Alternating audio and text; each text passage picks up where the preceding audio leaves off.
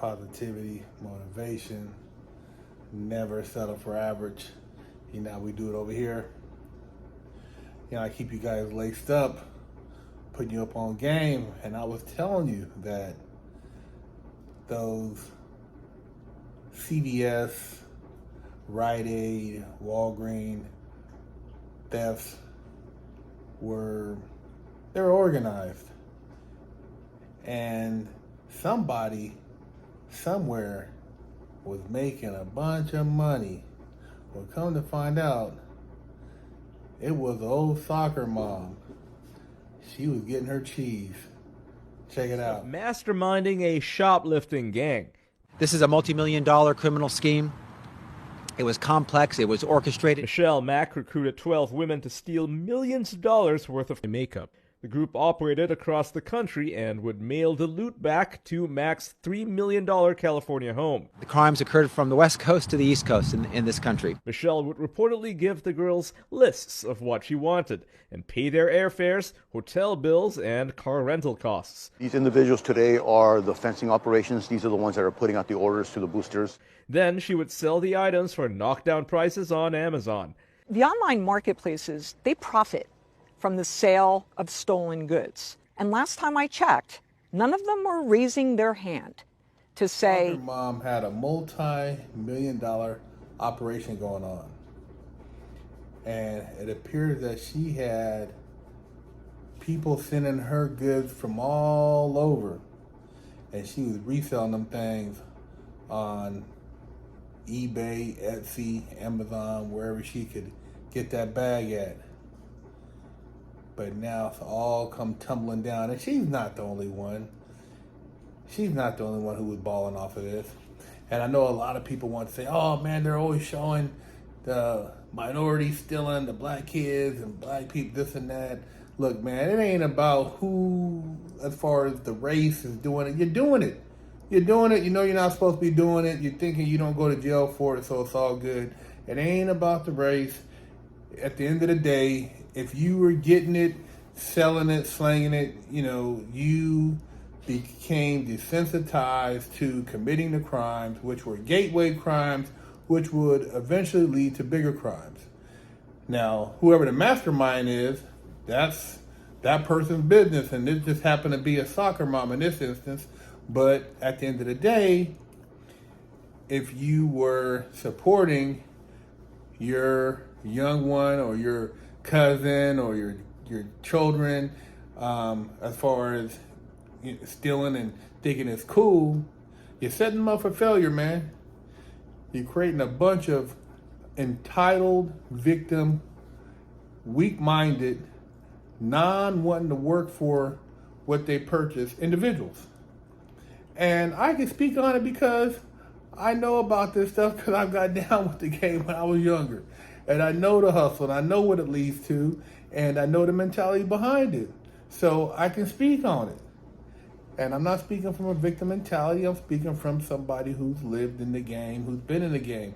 And that's why a lot of times they don't like to have me talking about these topics, because I have an in-depth knowledge of how it goes down and the mentality behind how it goes down and what's behind it. So you created all these resource, I call it deserts now, because you can't get deodorant in some of these little neighborhoods anymore. You can't get your basic necessities. Everything's locked up. So something that might have took you 10 minutes to go in and purchase, if you do still have access to it, it takes you probably another 30, 40 minutes because you got to get somebody to come unlock it. You know, people are talking, oh, their insurance covers it. Oh, don't worry about it. They're getting paid anyways. And is that how you rationalize stealing now? The insurance company's going to take care of it? Don't worry about it, man. It's insurance. And then when they shut down and you have to drive an extra hour to go get your, your basic necessities, toothpaste and stuff you need to prepare yourself for the workday or whatever hygiene items, you're spending the extra money now on gas. Well, and what are you going to go? You can't just rob every store within 30-minute radius. So it becomes further and further where you have to go to get your resources, but you try to rationalize it because You think somebody owes you something when nobody owes you shit. Just like nobody owed me shit. That's what happens when you program people. See, propaganda, with all the videos showing people getting away with it, is convince them that what they're doing was self-righteous. I'm telling you, man, when the pendulum swings back the other way, a lot of y'all gonna be crying. You're gonna be wondering when you go to get that job and they run an old video of you robbing, stealing, and they say, well, we can't employ you because of your past behavior. You're like, what a minute, I never got locked up for it. Well, it don't matter. they're gonna run the biometrics on your face, and it's gonna pop up that you were involved in something that was unbecoming to the representation of whatever company. But a lot of y'all probably don't care because you figure you're not gonna work for anybody big. You're just gonna, kind of float through life. But just a reality check, man. All this stuff could come back to bite you in the ass. I've been in interviews and they brought up a lot of shit. I had to talk about juvenile shit. I had to talk about adult shit. I had to talk about some entertainment shit I did. A lot of shit, man. Ain't no hiding from it. It's just I got to put it all on the table and just roll the dice because I can't hide it. I did it. Can't lie about it. All I can do is own up to it. I'm not a victim, so you're not a victim either. But the hustle, while it's good, is good. But when it comes to cracking your head, and they're going to hit her with a gang of charges. She's going to plead out to a gang of charges. So, hey, when you get caught up, don't say that Big Herc didn't tell you so. Because I'm telling you, and I told you before. Go to BigHerc916, grab some soap, wash your stinking ass instead of stealing. And share the channel, subscribe, represent.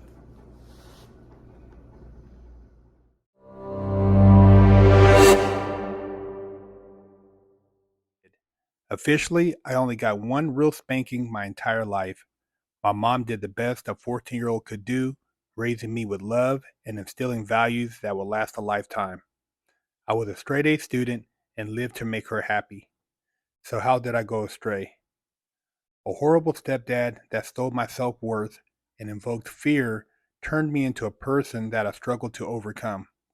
From skateboarding to selling drugs, gang banging in juvenile hall, I got caught the same way many young promising men get caught up. I struggled to find my identity, getting mixed up in shootouts, crime, and the adult entertainment industry. This roller coaster continued as I juggled college, hustling, and Hollywood, eventually catching a federal bank robbery case. I found redemption in prison while serving a 120-month federal sentence and came out a man on a mission. I became a social media influencer with over 500 million views on YouTube and a life coach mentoring people all over the world. This is my journey against all odds.